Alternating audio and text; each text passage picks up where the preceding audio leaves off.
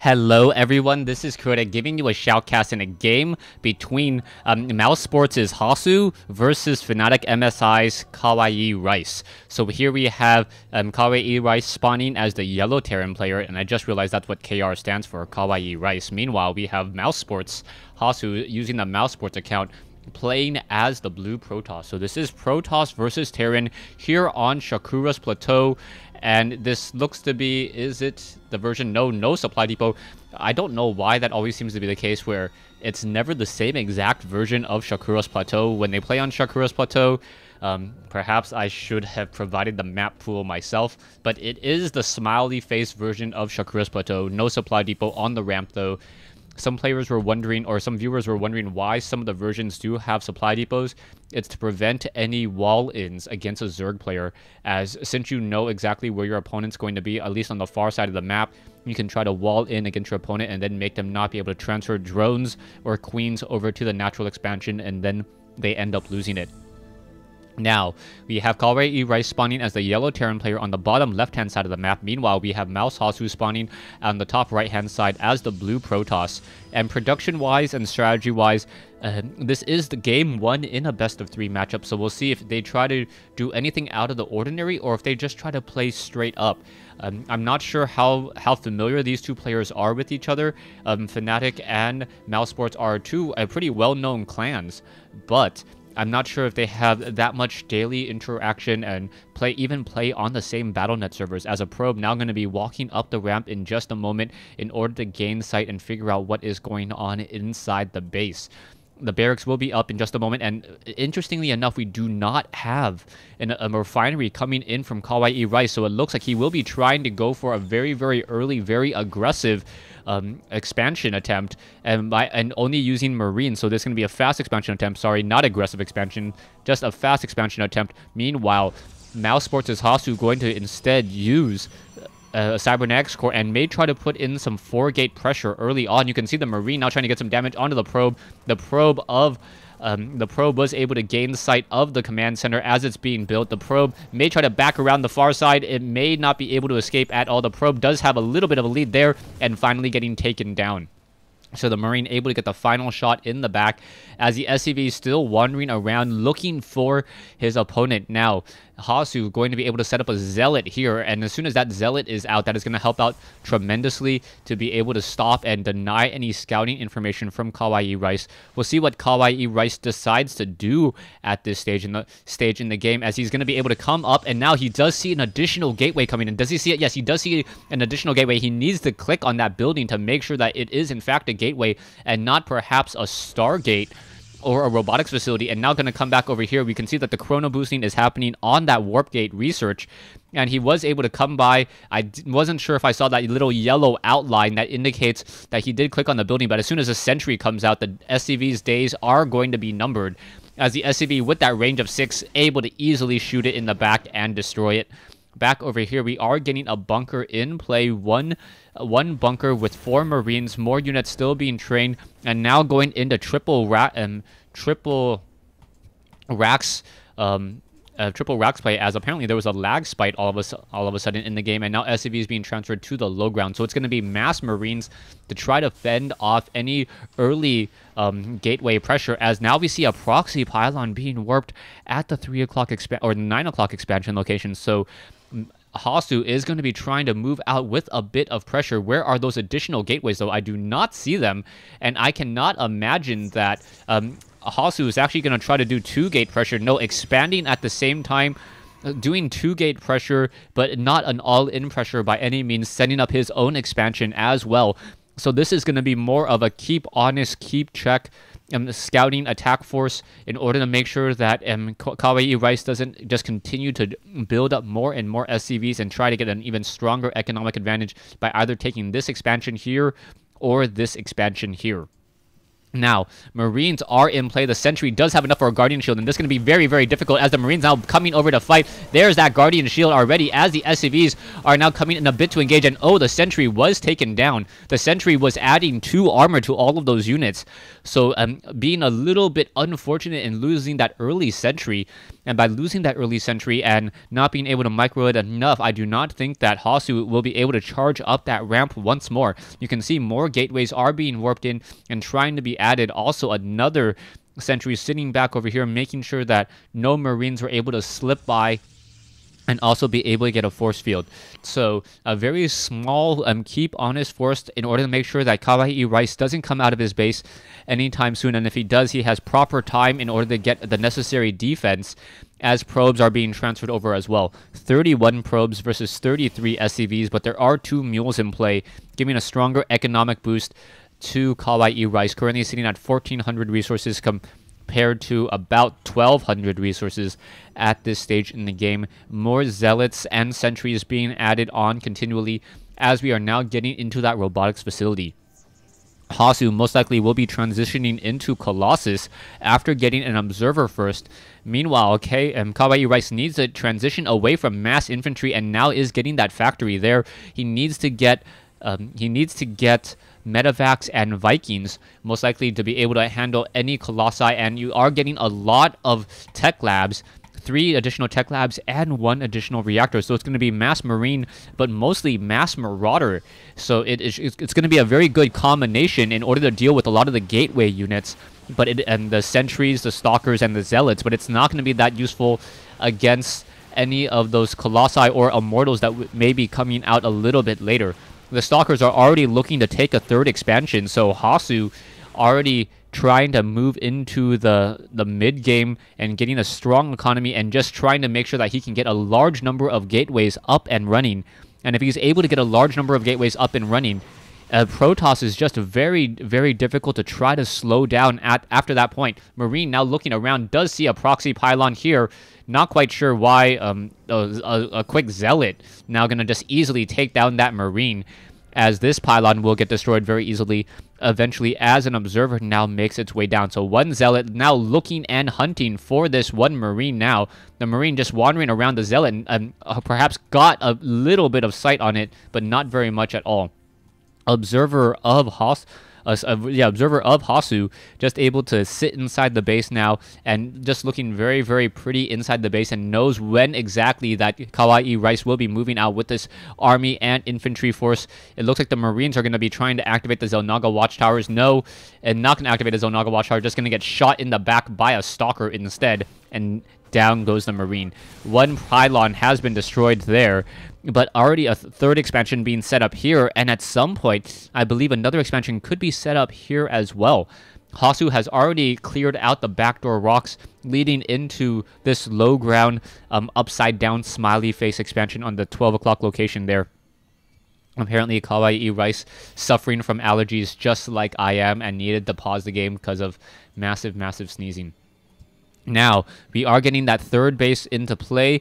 It may need to be upgraded to a planetary fortress as it is a little bit further away and in the middle of the field. Production-wise, we are now going into a Ghost Academy, so EMP Shockwave is going to become very, very crucial, as well as we are now getting the Zealot or the ground weapons upgrade and charge upgrades, and I think the Blink upgrade has just been completed.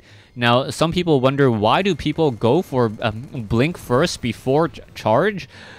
Although charge does benefit all of your Zealots both passively and actively when they are currently charging, charge upgrade takes longer to research and also takes more resources to research.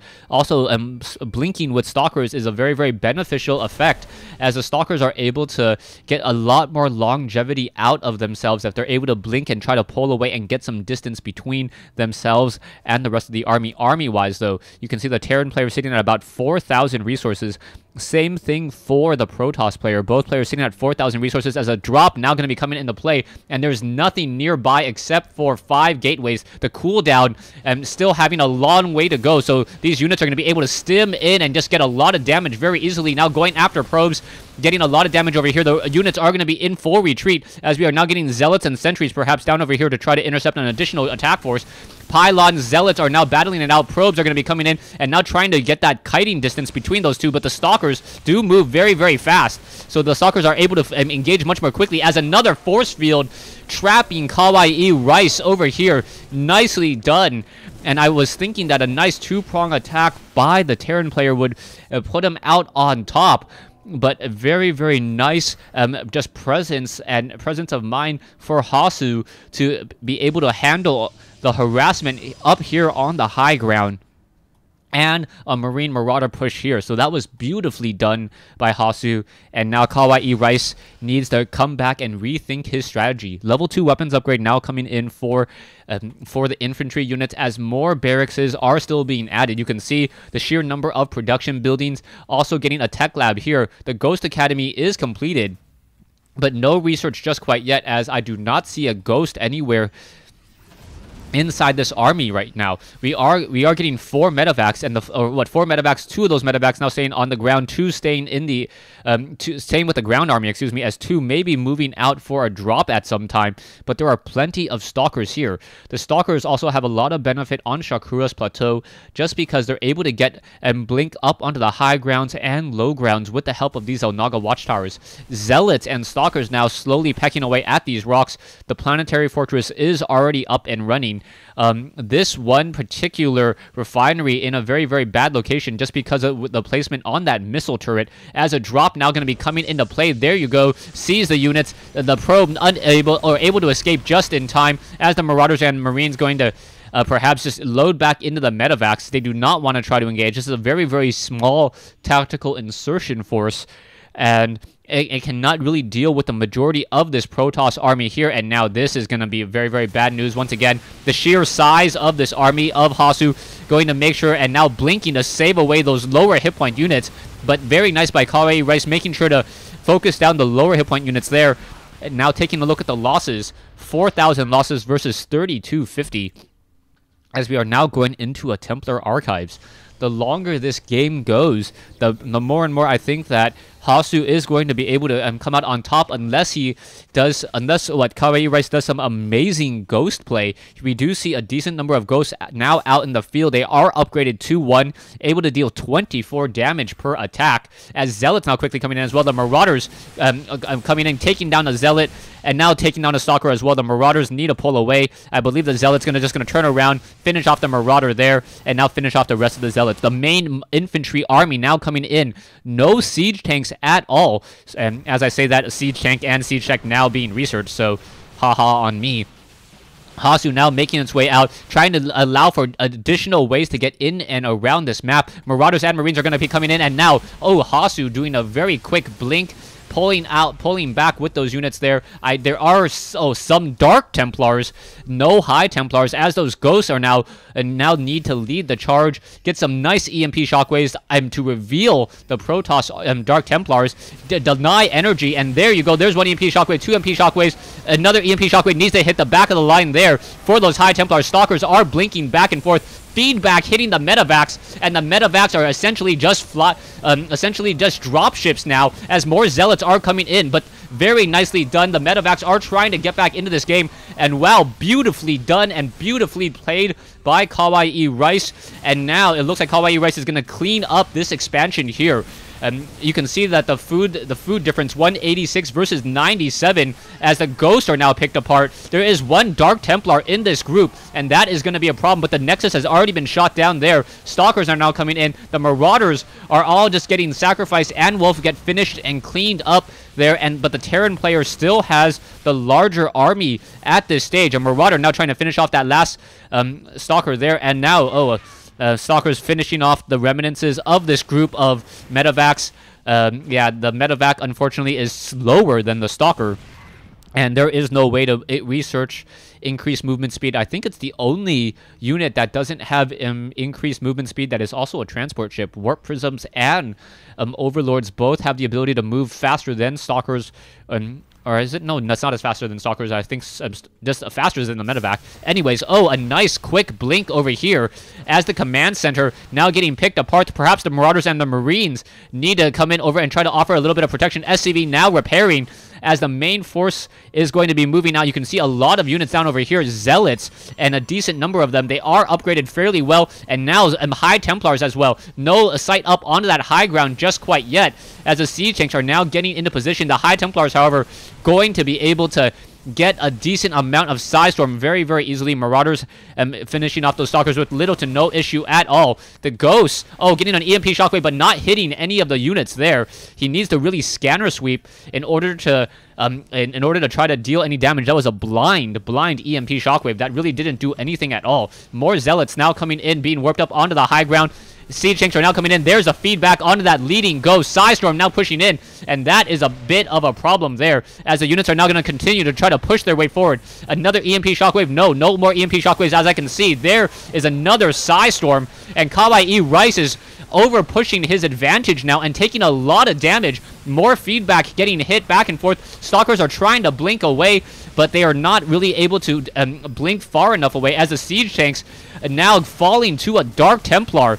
KawaiiRice, who has such a large army and looks like he should be able to attack and just be able to use brute force and beat the rest of Hasu's army, is quickly just finding out that he is getting just defeated left and right.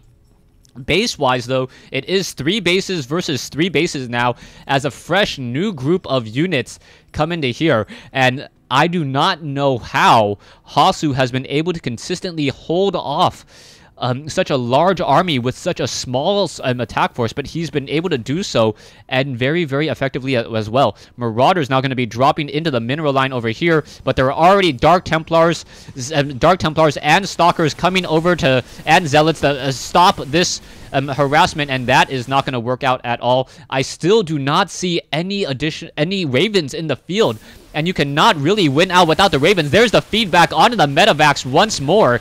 And now also another Dark Templar being lost, but the Medivacs losing all of their energy and nearly destroyed already. We are going to be getting another Dark Templar moving in over here. Dark Templar going to get a lot of damage in here.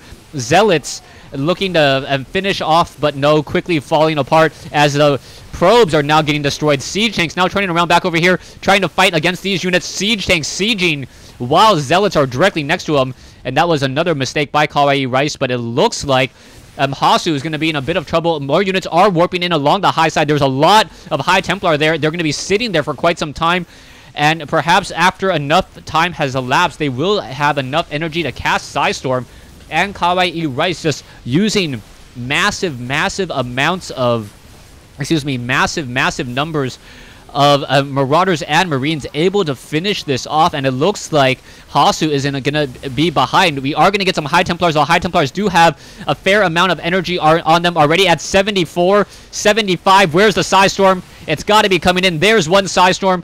Another Psystorm going to be coming in, and this entire group of units now essentially made of paper, so low on hit points, but still dealing damage and able to do a lot before those Archons are going to perhaps start merging together. High Templar could get off one more Psystorm. Not quite sure why it's not. And the Medivacs now in full retreat.